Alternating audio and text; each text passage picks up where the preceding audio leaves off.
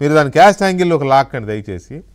అద్దెపల్లి జనార్దన్ అని ఎవరైతే మనం ఈ దీంట్లో A1గా ఉన్నాడో విజయవాడ అతను, ఆయన పారిపోయాడు అది ఇదని అంటున్నారు కదా, అతను ఒక వీడియో రిలీజ్ చేశాడు. ఒకసారి అది విందామండి ప్లీజ్. ఆంధ్రప్రదేశ్లో ములకల చెరువు ఇబ్రహీంపట్నంలో జరుగుతున్నటువంటి నకిలీ మద్యానికి సంబంధించిన విషయాలను సోషల్ మీడియా ద్వారా నేను తెలుసుకుంటున్నాను. ఈ వ్యవహారంలో నా పేరు మొదటి ముద్దాయిగా జనార్దన్ రావు అని చూపించుకున్నారు. ములకల చెరువు కేసులో వాస్తవం ఈ కల్తీ మద్యం గురించి తంబళ్లపల్లిలో ఉన్నటువంటి తెలుగుదేశం నాయకులకు కానీ ఏ ఇతరులకు కానీ సంబంధం లేదు. ఊరికే ఇతరులు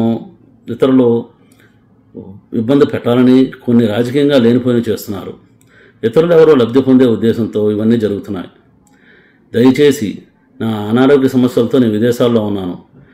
ఆరోగ్య సమస్యలను చూపించుకొని ఇండియాకు వస్తూనే ఇందులో జరుగుతున్నటువంటి కుట్రలన్నింటినీ నేను పోలీసు వారికి సహకరిస్తూ, ఎక్సైజ్ వారికి సహకరిస్తూ, ప్రభుత్వ వారికి సహకరించి జరుగుతున్నటువంటి పరిణామాలు విషయాలన్నీ మీకు తెలపగలని ప్రతి ఒక్కరికి పత్రికాముఖంగా నమస్కరిస్తూ విన్నవించుకుంటున్నాను. అదే ఈయన ఏమంటాడంటే శ్రీనివాసరావు గారు, పోలీస్ సిబ్బందికి ఎక్సైజ్ వారికి నా యొక్క నమస్కారాలు. నా పేరు జనార్దన్ రావు. ఆంధ్రప్రదేశ్లో మొలకల చెరువు ఇబ్రహీంపట్నంలో జరుగుతున్నటువంటి నకిలీ మద్యానికి సంబంధించిన విషయాలను సోషల్ మీడియా ద్వారా నేను తెలుసుకున్నాను.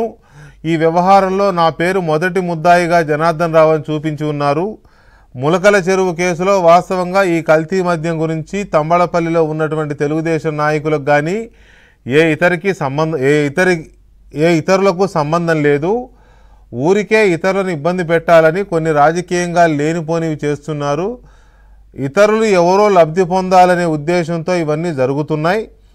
దయచేసి ఆరోగ్య సమస్యలతో నేను విదేశాలలో ఉన్నాను. నా ఆరోగ్య సమస్యలు చూపించుకుని ఇండియాకు వస్తూనే ఇండియాలో జరుగుతున్నటువంటి కుట్రలకు అన్నిటినీ నేను పోలీసు వారికి సహకరిస్తూ, ఎక్సైజ్ వారికి సహకరించి, ప్రభుత్వం వారికి సహకరించి జరుగుతున్నటువంటి పరిణామాలు విషయాలని మీకు తెలపగలనని ప్రతి ఒక్కరికి పత్రికాముఖంగా నమస్కరించుకుని విన్నయించుకుంటున్నాను. ఇది శ్రీనివాసరావు గారు.